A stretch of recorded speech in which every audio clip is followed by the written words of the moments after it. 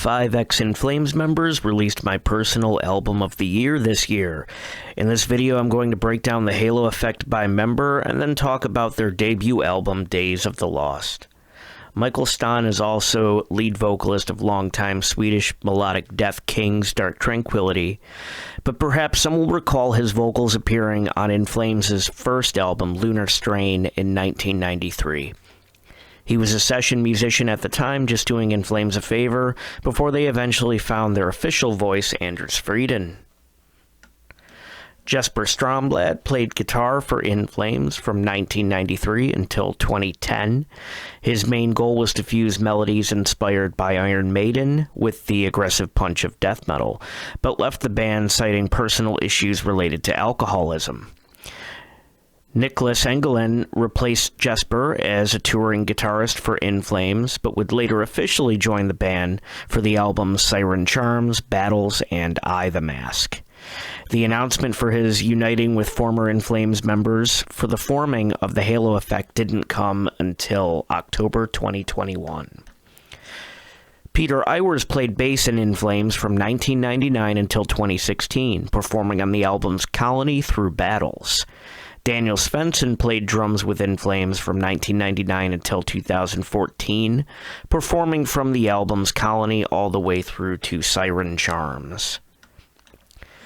While the crazy stylistic shift In Flames underwent in transitioning from their 90s more melodic death metal era to their more westernized pop metal approach in the late 2000s and 2010s, being a reason for the departure of so many former members has been largely left to rumor.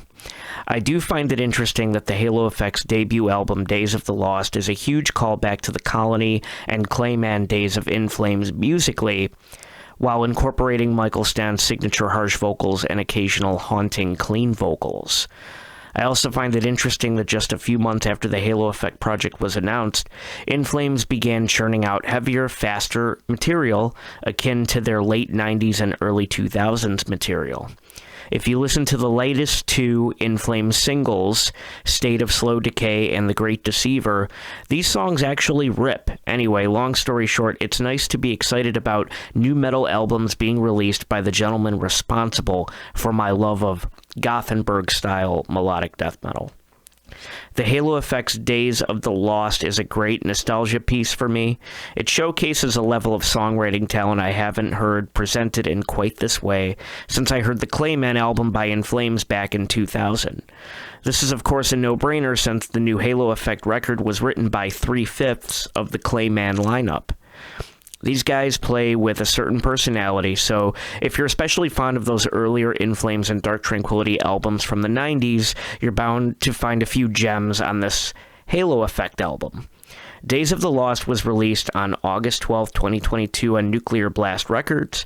If you're a fan of this style of melodic death metal, and you're glad it's back, hit like on this video and subscribe to the channel. Thank you for watching.